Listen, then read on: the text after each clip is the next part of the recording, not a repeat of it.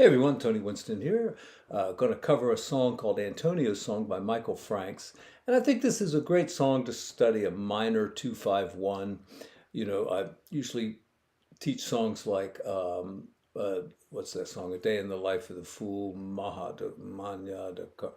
what's it called? Black Orpheus is what we usually call it. Because it's in the same key. It's A minor, goes to B minor 7 flat 5, and also has an E. Sharp 9 chord. But anyway, we're going to do this song instead because, you know, we get tired of playing some of those old standards and it's nice to have a kind of a different song to practice some of the same kind of things on. This chart, which I got off the internet for free, so a very nice person put it up there. And so we're going to use that. And also, I've created a play-along track as well. And it pretty much follows Michael Franks' arrangement. And there's some interesting chords in the solo that we'll talk about. So anyway, let's look at the intro. And let's see, you know, I'm using my Modi X today.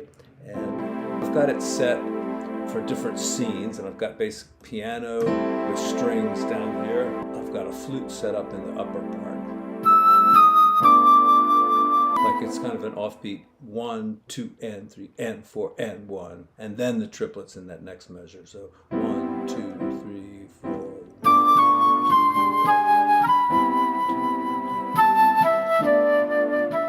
And then I just hit this little button over here, and it gives me strings up here. And then I hit another little button, and I just got playing piano, which is good.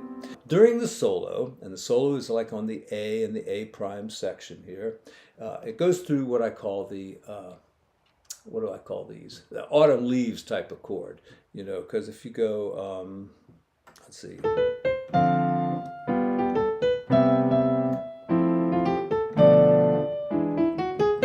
So doing it in A minor, go to D minor, and it'll go to a G7, it'll go to a C major 7, it'll go to an F major 7, and then we land on the B minor 7 flat 5, right where we planned, right where the chart says to.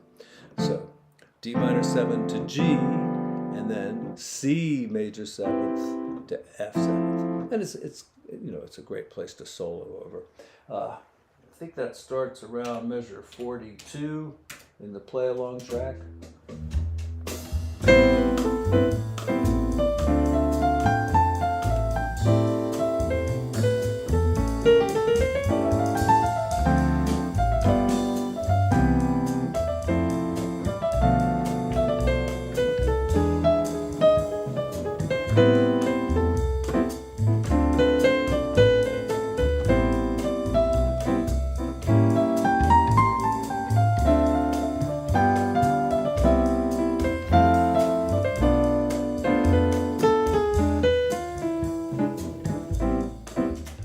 And then I believe Michael Franks comes back in singing the chorus.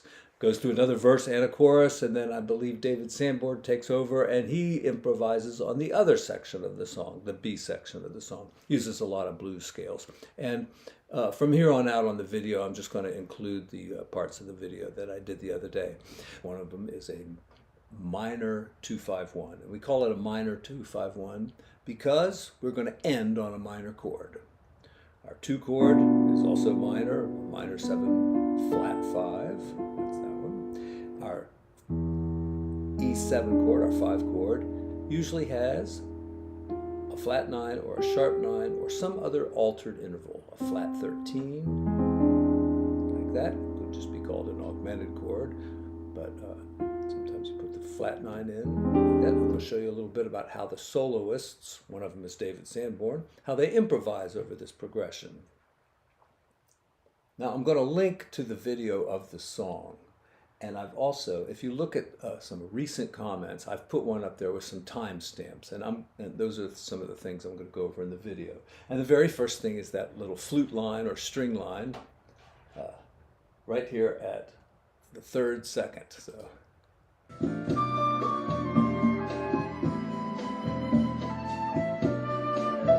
Okay, so it's on A minor, 1, 2, 3, 4.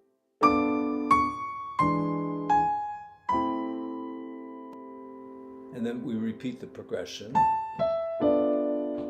And then I think the flute does it first and then the strings do it next. All right, and then we start the verse of the song, which is something like,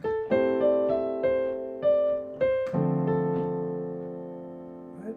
And you know, the chords sound like they're down in this area, so if I'm going to accompany a singer, I'm going to play it somewhere down here. Then go to A7. Now I'm going to write out a chord chart for the song, show you like where the verse and the chorus is and the intro, but not the melody. You're going to have to pick that out yourself. Or if you're singing the song, then you got it. So anyway, we get to A7, and it's got a flat 9 for sure. This is the verse. Go to D minor, maybe we do it something like this. Back to A minor, and then here's our favorite progression again, the 2-5-1 in A minor. So, and goes through that again. And when we get to that progression, sharp 9 chord like that and hits it twice, or quarter notes. Then we get to the chorus. Sing the song, sing the song. I think he sings a G sharp there, so.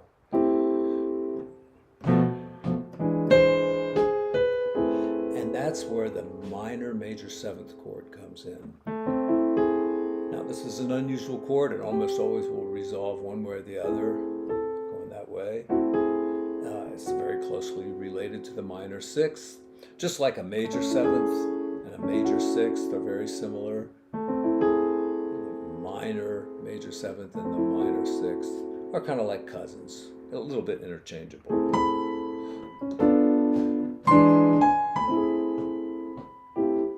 And then stays on A minor and goes to A7. The bass descends here.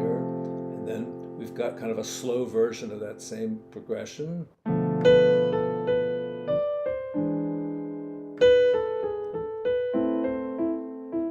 I'm just making up melody here because I don't know the song that well. Now we get back to the verse, and that's where the piano player takes the solo, I do believe. Yeah, so, and it's interesting because it kind of goes through some what we'll call autumn leaves changes, all right? It's going to start off the same way, A minor.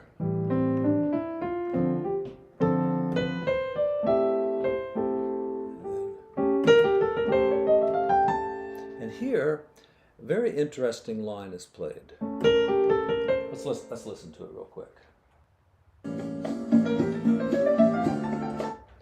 So we're going to A, and then A7th.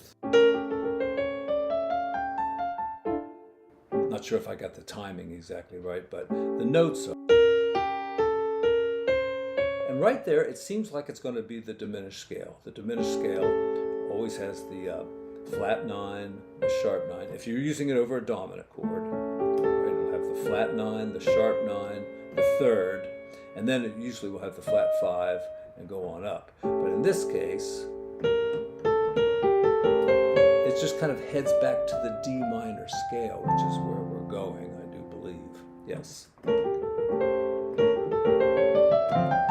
All right, the soloist could have just as easily played more of the diminished scale, like, that's all diminished scale. But kind of anticipating the next chord there, which is D minor. And you could also just think of this as some kind of a D minor scale, because if you go up the natural minor scale, you have a B flat, and if you just add a passing tone right there, you get that same scale. So,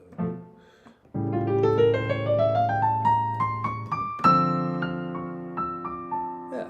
All right, what's the next place I have bookmarked here?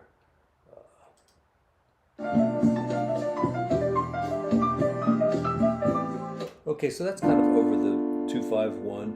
It's something like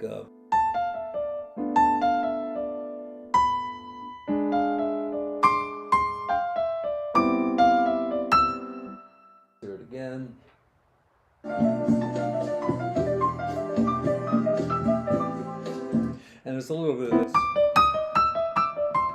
thing sometimes. Again, over the A7th chord. Goes off somewhere like that. But, you know, a thing Art Tatum used to do, kind of this kind of thing. And, you know, it's going to work pretty nice, like, say, over a G7th. You know, and, you know, you could do it other spots, too. Oh, that was nice. But here it's just kind of like on an A7th. Just some octaves rolling and going up. Please download the play along track and the chart and have fun with this song. And I'll talk to you again real soon. Thanks very much.